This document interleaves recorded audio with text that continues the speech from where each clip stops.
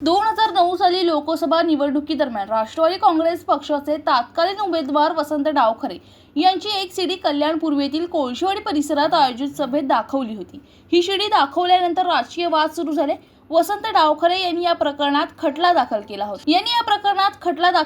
या प्रकरणात डावखरे यांनी शिवसेना पक्षप्रमुख उद्धव ठाकरे, एकनाथ शिंदे, तत्कालीन लोकसभा उमेदवार आनंद परांजपे आणि सभा आयोजित करणारे रमाकांत देवलेकर यांना या खटल्यात अभियुक्त केलं। वसंत डावखरे यांचा मृत्यू झाला, मात्र हा खटला गेल्या 17 वर्षापासून कल्याण कोर्टात सुरू आहे। खटला अंतिम टप्प्यात आहे। 5 ऑगस्ट रोजी या संदर्भात शिवसेना ठाकरे गटाचे पक्षप्रमुख उद्धव ठाकरे यांनी VC-द्वारे आपला जबाब नोंदवला। त्यानंतर आज उपमुख्यमंत्री एकनाथ शिंदे यांनी VC-द्वारे आपला जबाब नोंदवला आहे। या प्रकरणातील इतर 2 लोक आनंद परांजपे आणि रमाकांत देवलेकर यांनी उपस्थित राहून आपला जबाब नोंदवला आहे। न्यायाधीश संतोष आगे यांनी या संदर्भात 32 प्रश्न विचारले असल्याची माहिती आहे।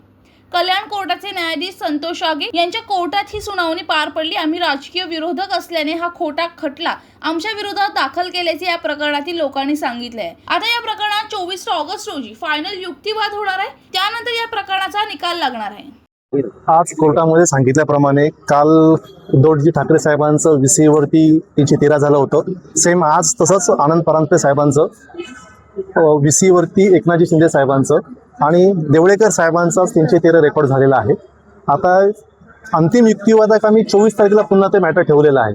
तर 24 तारखेला अंतिम युक्तिवाद काय होईल, त्यानंतर कोर्ट काय डिसिजन देतं ते नंतर तारीख ठरवते। काय म्हणणं होतं शिंदे साहेब? सदरची केस ही राजकीय म्हणून खोट्या प्रकारची केस केलेली आहे, पुढे त्यांचं म्हणणं आहे। बाकी सर्व त्यांचे ज्या प्रश्न होते ते खोटे आहेत आणि माहीत नाही अशा स्वरूपाची ती केस। 2009ची मानहानीचा तो मुकदमा होता। स्वर्गीय वसंत डावखरे साहेबांनी ती केस दाखल केली होती आणि आज न्यायालयाने आम्हाला समक्ष हजर राहून आमचा जाब नोंदवायला सांगितला। 313च्या अंडर आम्ही आमचा जाब नोंदवलेला आहे आणि प्रकरण न्यायप्रविष्ट असल्यामुळे अधिक यावर बोलणार नाही।